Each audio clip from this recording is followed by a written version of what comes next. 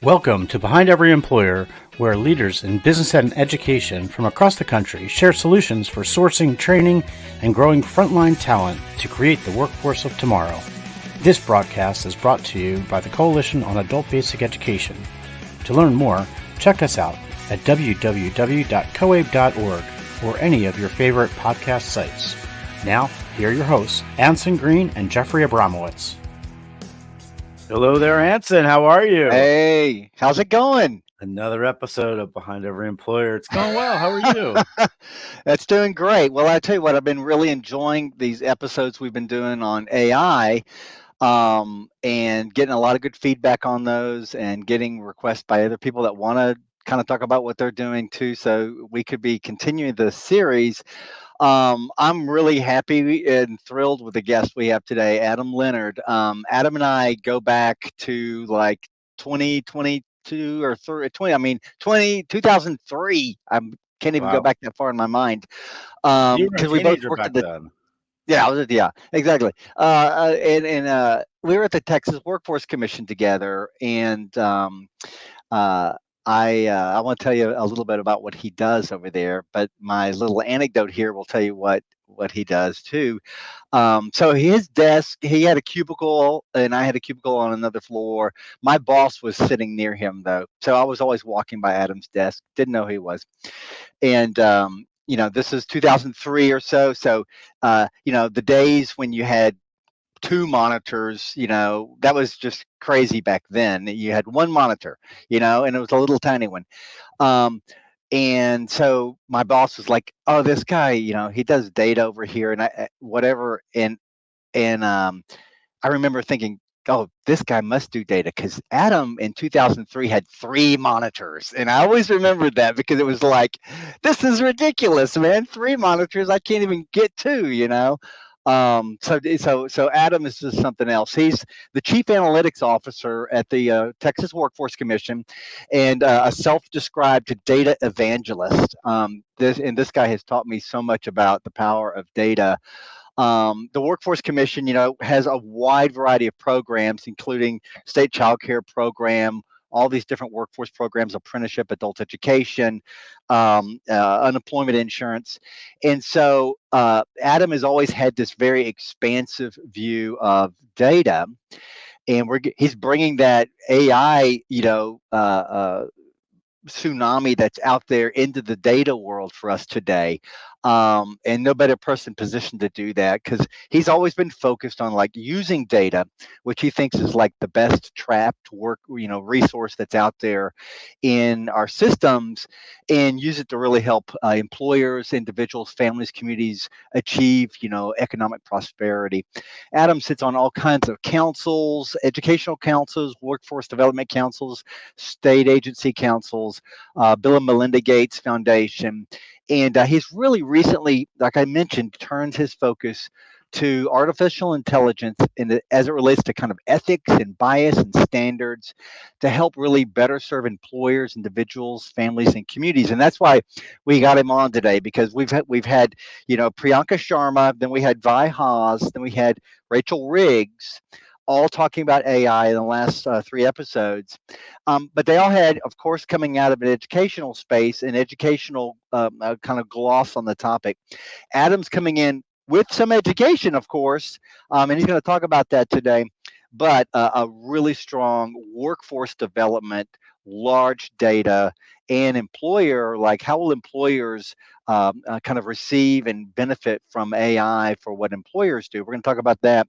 So it's kind of a little kind of nice, deviation from the educational themes we've had on AI, and I'm just thrilled to get him on.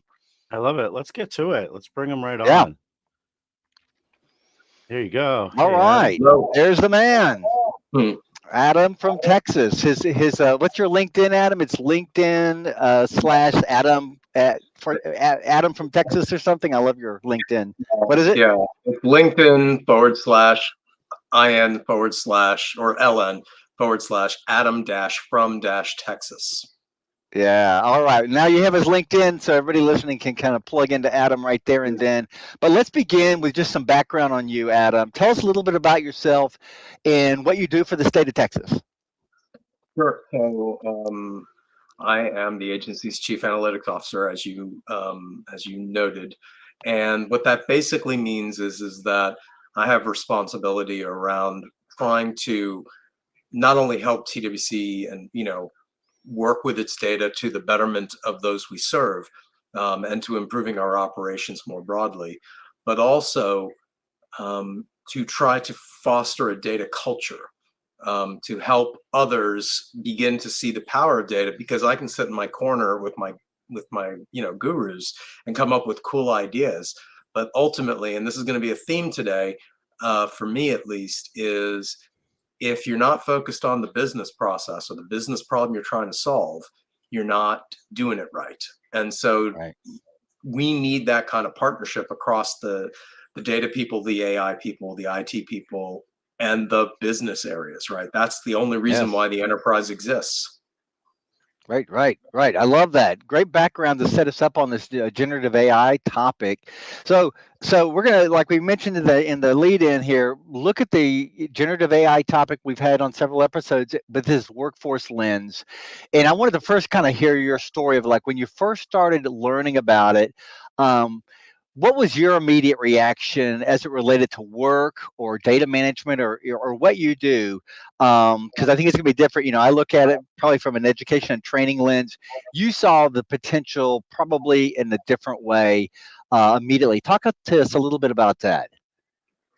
Sure. So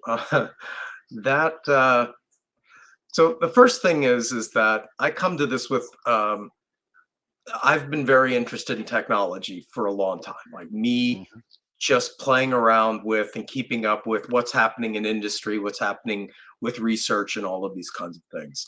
And so, from my perspective, AI has been around in the consumer space for more than 10 years, right? It first basically showed Right. up in things like Google Maps and in computational photography, which takes your little camera phone and makes it produce these incredibly sharp and perfect pictures because it's taking multiple pictures at once and compositing them, right? So that's been out there. But when Gen AI hit November 30th, 2022, when OpenAI basically blew up the Yeah. world Launch. with their announcement, I started playing with it. And I started using it in my own job. Now, I want to be clear, I was not putting proprietary, personally identifiable information and things in to use it. Sure. I was stripping out documents and removing all identifying features and seeing what I could do with it. I was using on it as kind of a thought partner to help me write and develop presentations, to shorten research. And the more I began doing this, the more I realized the real power of this thing is that it is not just all these things you can do with it, and there are Right. a lot. It's the fact that it's one of the most democratized technologies when it comes to workers that we've ever seen, right? That anybody who's got internet access and a browser is able to get to good generative AI Yeah. to help them do their job.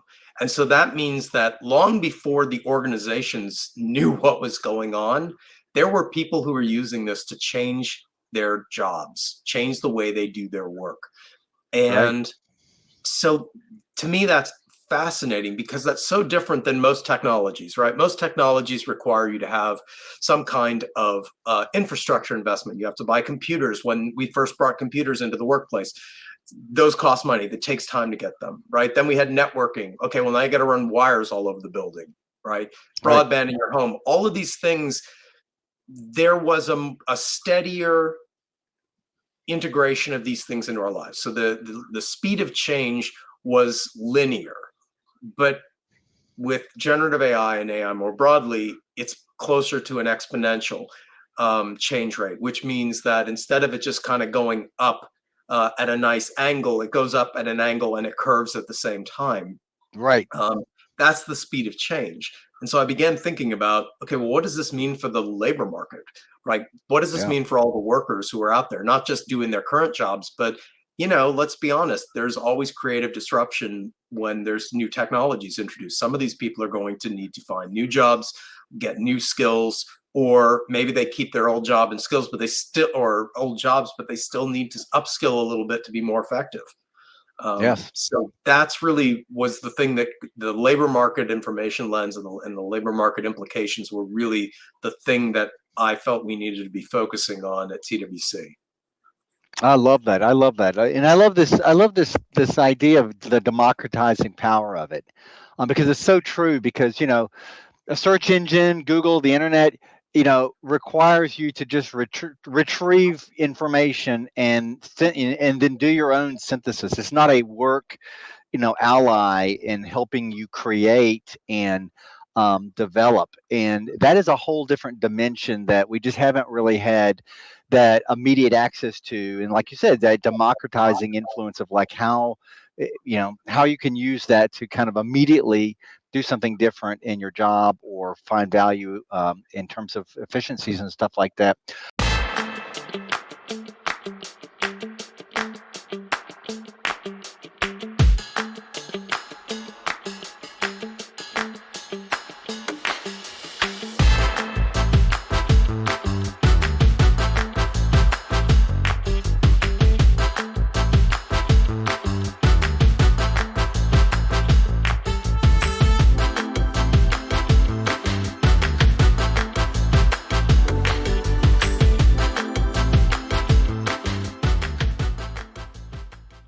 Really fantastic. And I thought too, going back then, I was thinking about labor market information too. So those of you listening, labor market information, I'm going to define it there, and then Adam will correct me on these things since he's the guru on these things. But it's really about forecasting, looking at data related to workers and jobs and where jobs are going and skills and demand for jobs. And that was what I kept thinking about was, okay, AI is going to, disrupt jobs. It's going to change jobs. It's going to, create betterment in jobs. And so those are, all your job descriptions and all your job profiles and all your skills for jobs.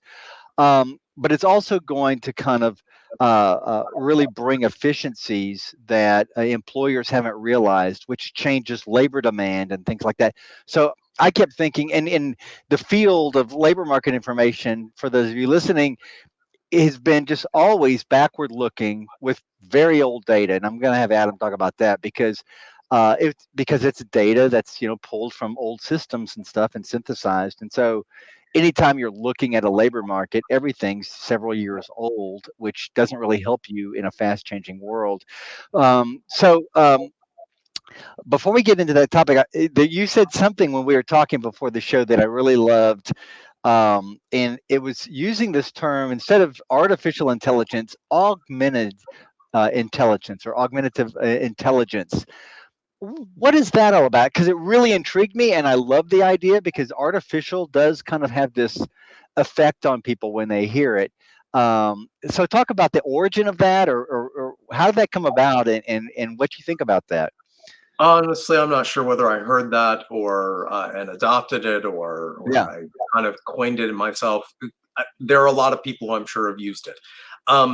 So part of the thinking, part of the reason that I like that term and I try to emphasize it is that ultimately it is going to be a long time before we want AI to be just making all the decisions without a human looking at them, right?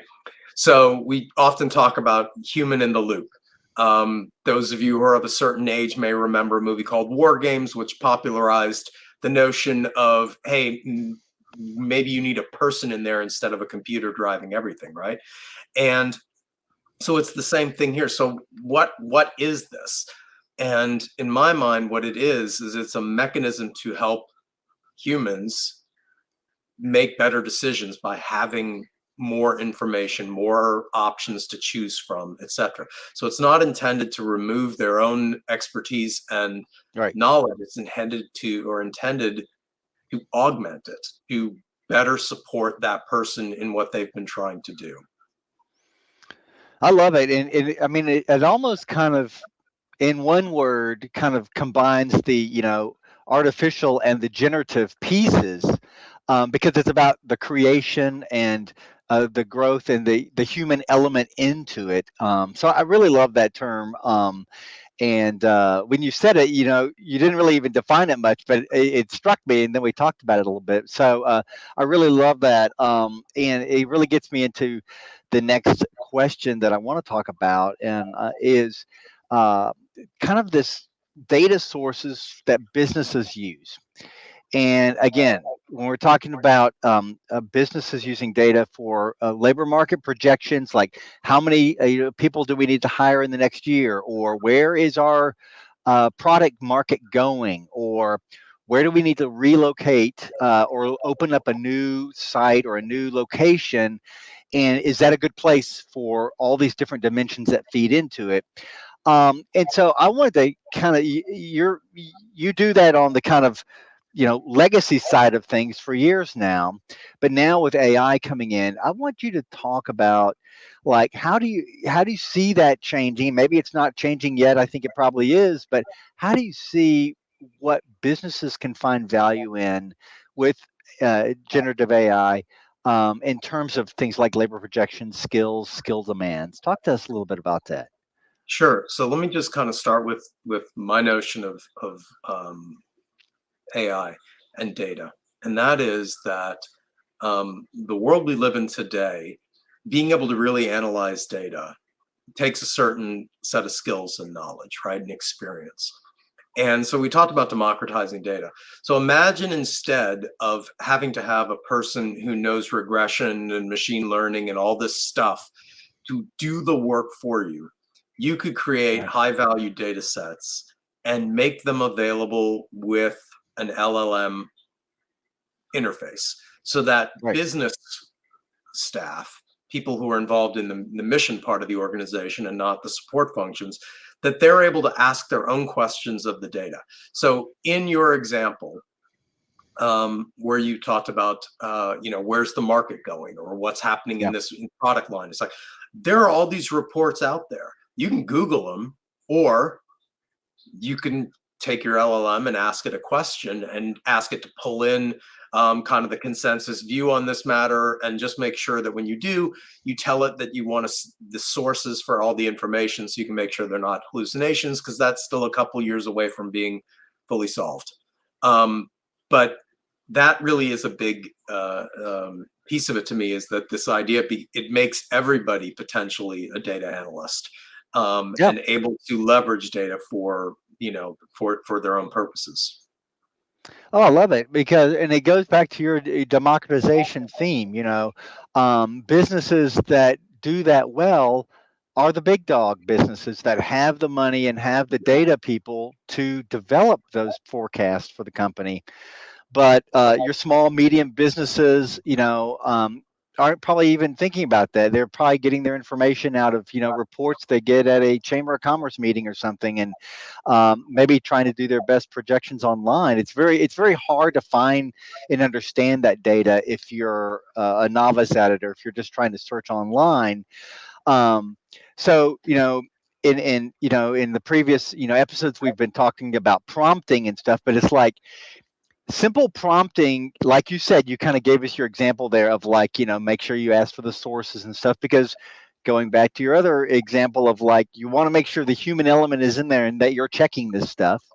You don't want to open up your new branch in an area that all of a sudden really isn't a good idea because you relied on, using your LLM one afternoon. But it gives you, and the thing I love about it too is it's immediate. You don't have to sit there and labor on these things for Oh yeah. days or weeks to find this information. You can sit there and start playing around with it. And for me, that process, that we're talking about is a creative process where you're engaging. And I've just found personally that keeps me wanting to do more of it, Yeah. versus the research project is a little bit more like boring and laborious, and you got to really concentrate on it, and it's just not as creative. And I think that element of the creative kind of capture is real important in terms of adoption and getting people engaged in this stuff. So it's a great example. This has just been really fascinating.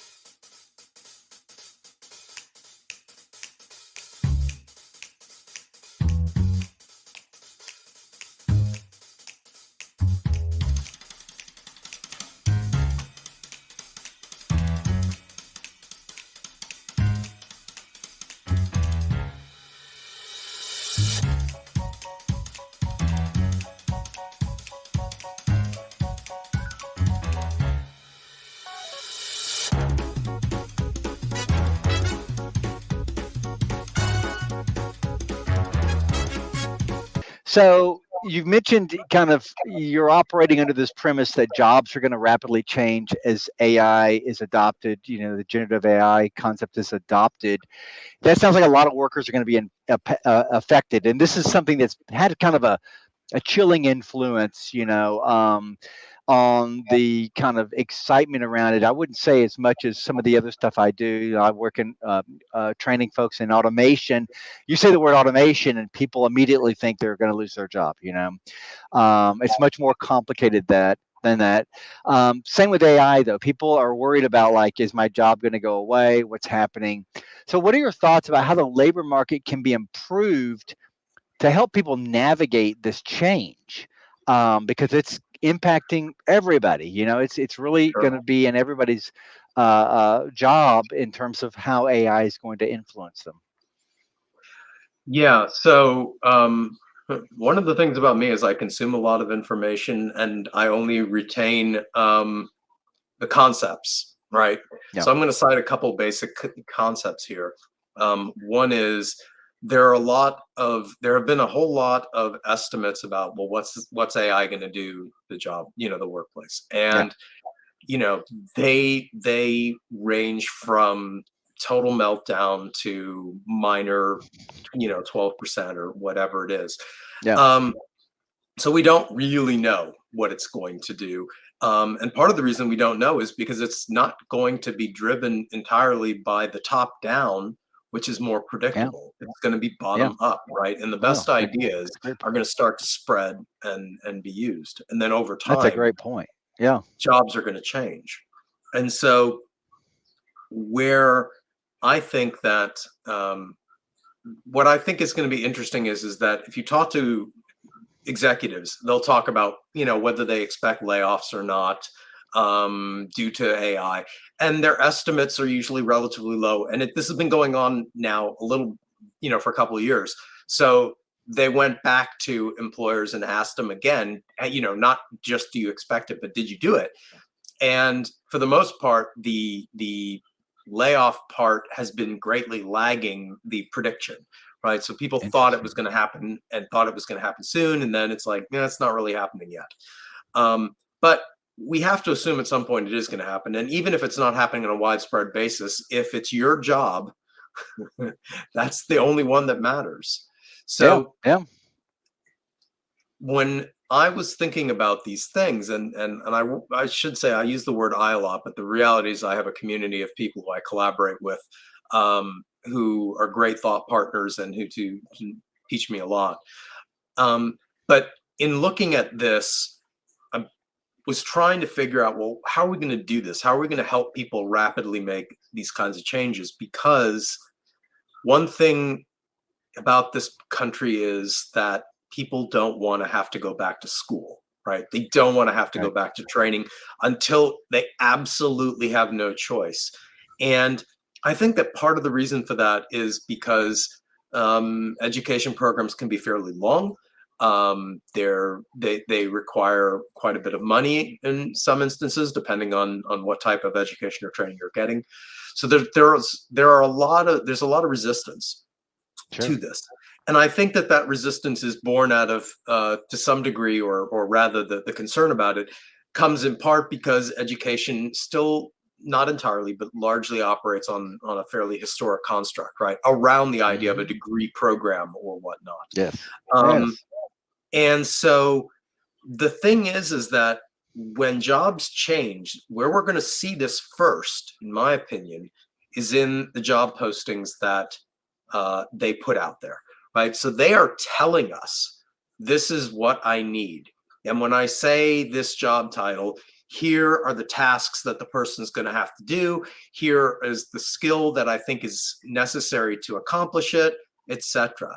So that's really an important source of intelligence, right? If we can mine that data and look at it over time to see how it's been changing, different demand for different skills, and then project into the future where we think that demand's going, we've got something close to a near-time indicator of changes in the labor market. More so than the other things. And the reason is because the first place that you see the change is in the job description. It's not in the job title. I know that, yeah, prompt engineers are a thing now, but most job titles haven't changed just because people are starting to use generative AI or other technique automation in their jobs. Most titles don't change. Most of the qualifications don't change.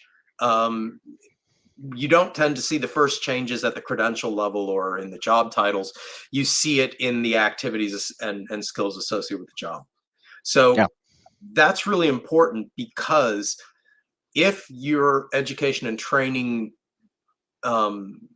improvement method, if you will, if your way of thinking about how you're going to react and be responsive and relevant is tied to the historic methods, which mostly look to see what percent of the people are working X 1, 3, and 5 years after they leave your program and how much money they're earning.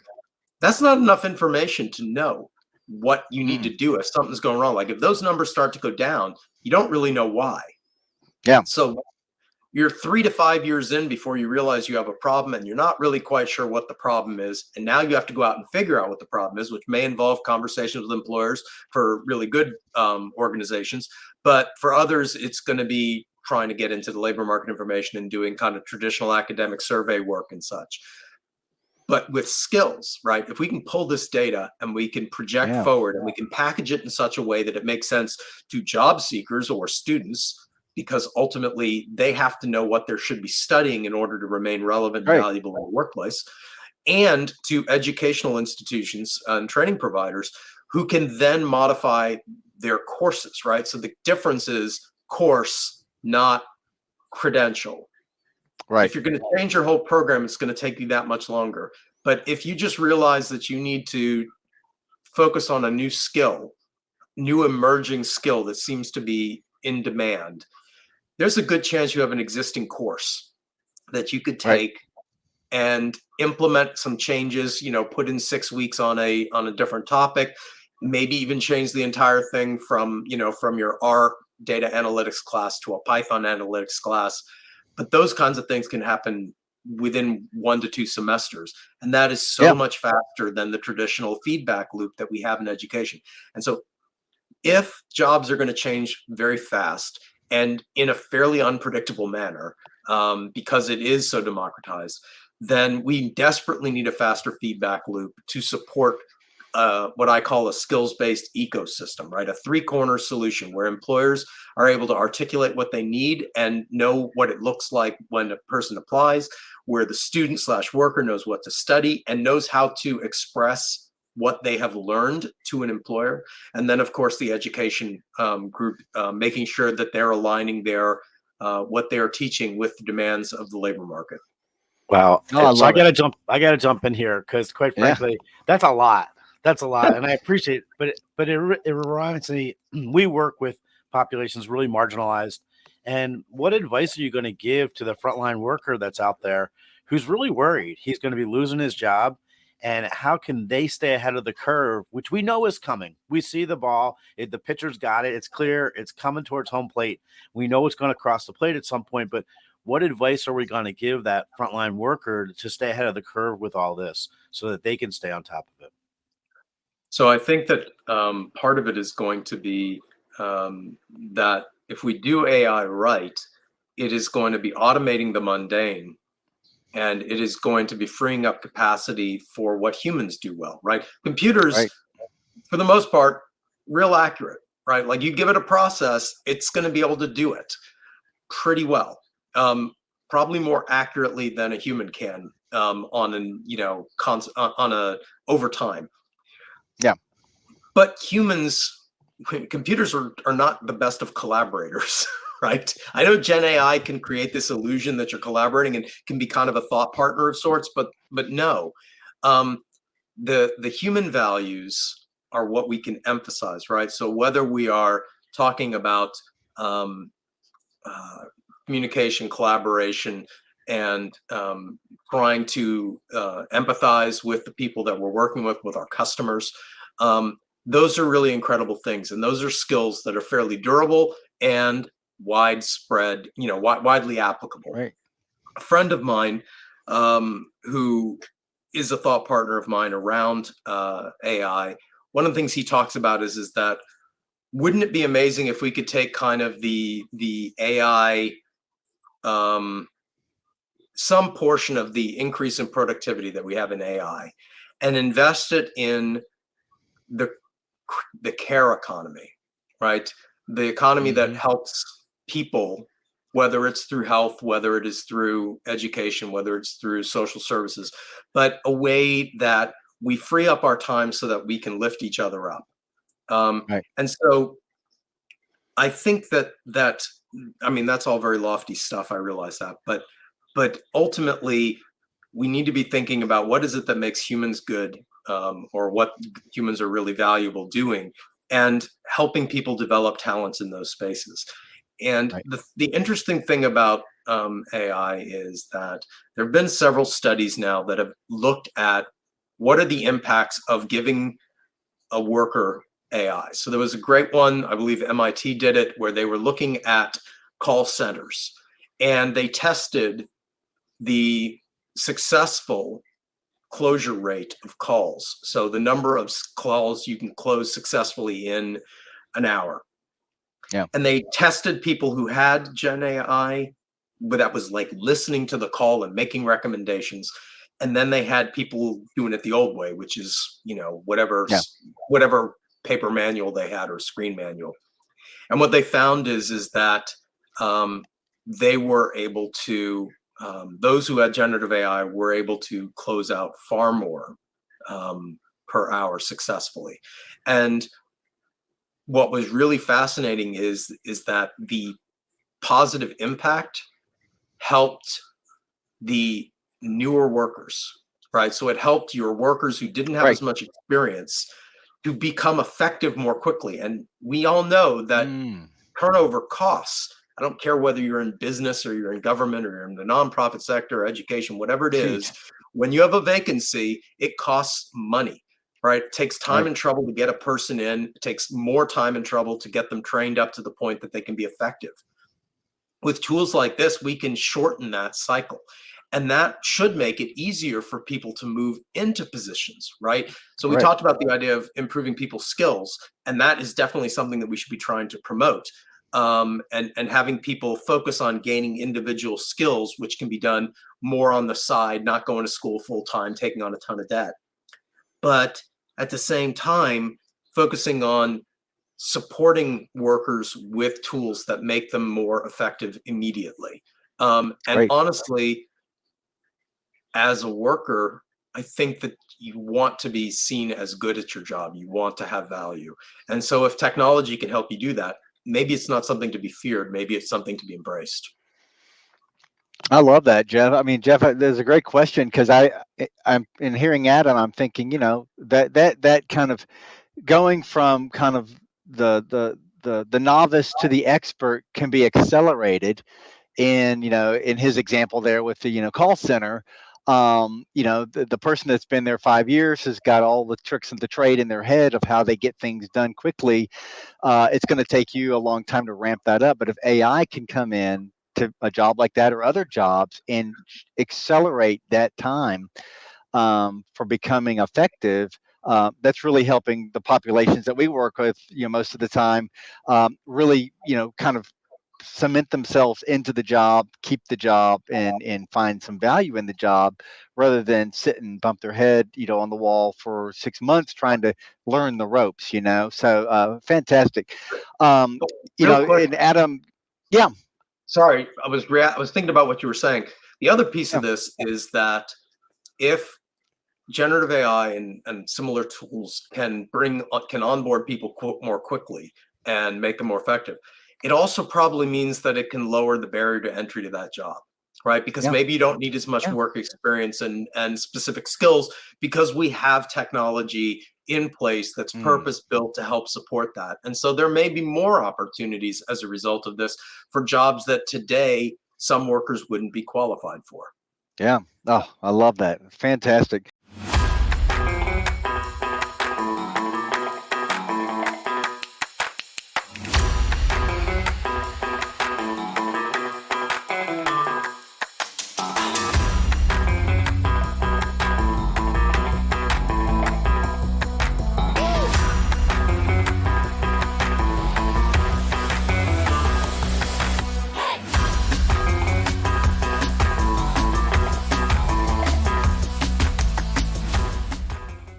thinking back to your earlier response on kind of the job descriptions and stuff, that is really sticking with me. Having worked at a community college, having worked, at the workforce agency with you, um, that lagging data for everything we did. Yep. And we all know schools, colleges are, as you mentioned, built on kind of these legacy constructs. Things take semesters or years, not weeks or days or months. Often, especially curriculum and changing courses. And it's always been a critique of our schools, from the business community and others. It's like, well, why are you teaching these skills that nobody needs anymore? It's like, well, because it's taking us this long to learn what the future or what the current looks like, much less the future. Yeah. So, man, being able to kind of accelerate that for a college or a training organization is really, really a value add that a lot of people may not underestimate. And I keep thinking too about like, the calculating the waste of tuition costs that go into training programs and degrees that really aren't what the employers need anymore. And so you've just got so many great values that generative AI is bringing in the labor market there. Let's wrap it up here and go to our lightning round here. I loved your use case on the call center. That's really sitting with me too. That was a fantastic point there, Adam. But Jeff, let's get into our lightning round. I want to hear what Adam's got to say.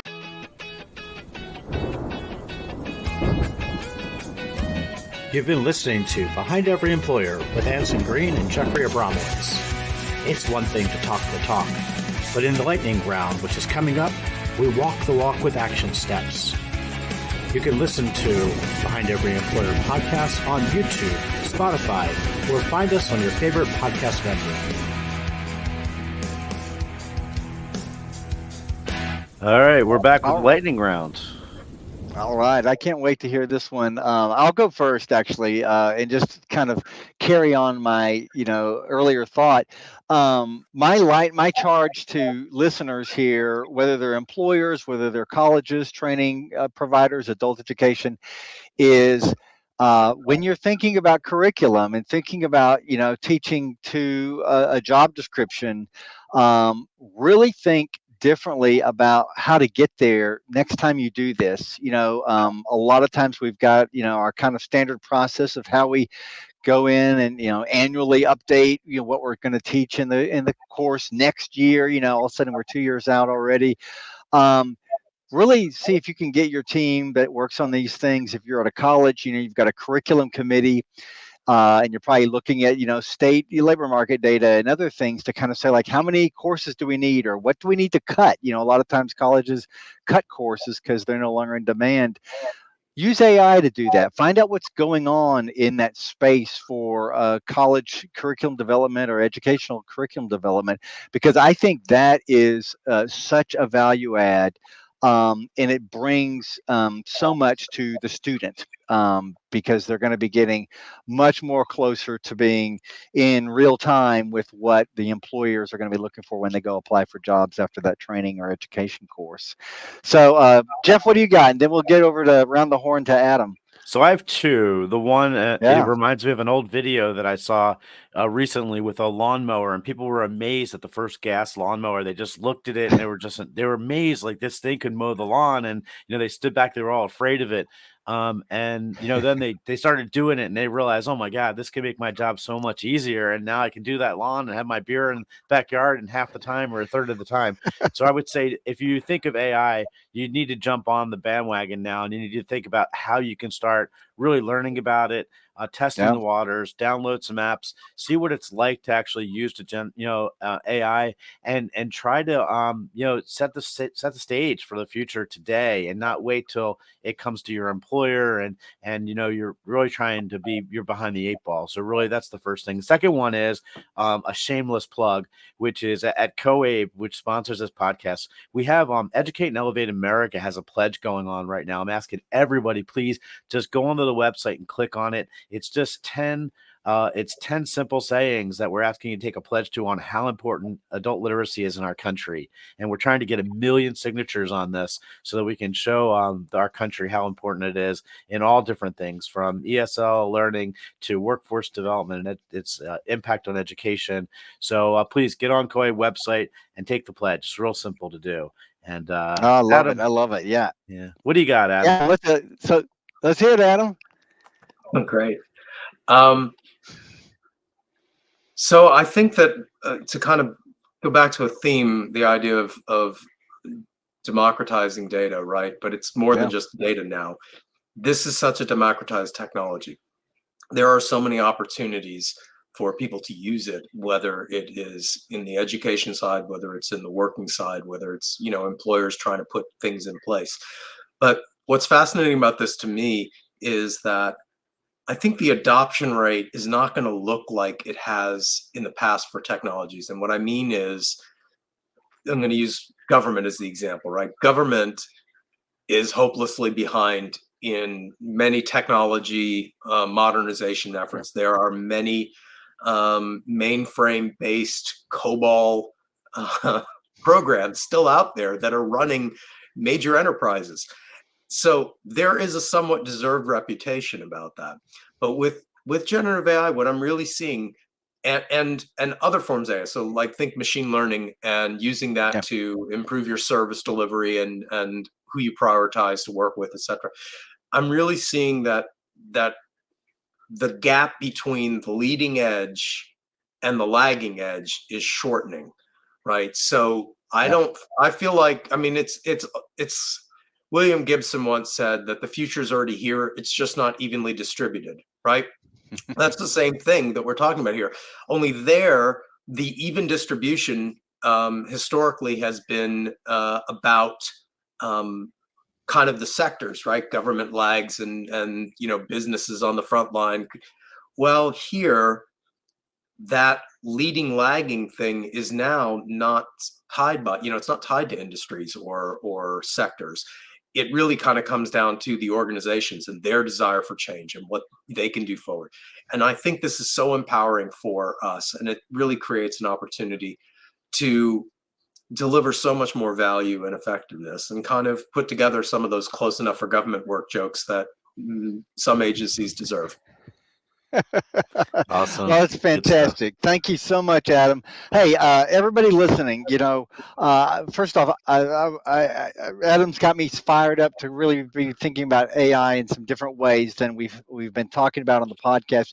But if you're intrigued by this, go back and listen to Priyanka Sharma and then Vi Haas and Rachel Riggs. We kind of did a series here on generative AI and the influence. And I think Adam really helped close this part of the series down with a whole different way of looking at some of these things that impact educators dramatically. So really, Adam, thrilled to have you out here. Tell our listeners how they can find you online. So I pretty much live on LinkedIn. So I'm at where to get that address again. /LN/Adam-from-Texas. I do a fair amount of writing there, although lately I've been more interacting with colleagues and information that they're putting out there. But hopefully you'll find something interesting in the feed if you follow. That's great. All righty. Well, take us out, Jeff. Been a great conversation, Adam. Thank you so much. Thanks, Adam. Good seeing you, Anson. You've been listening to Behind Every Employer with Anson Green and Jeffrey Abramowitz. If you like the show, please follow us and tell your friends and colleagues. This broadcast has been brought to you by the Coalition on Adult Basic Education. You can find us at www.coabe.org. You can listen to us on Spotify, YouTube, or on your favorite podcast site. If you'd like to be a guest on Behind Every Employer, please contact us at behindeveryemployer@coabe.org.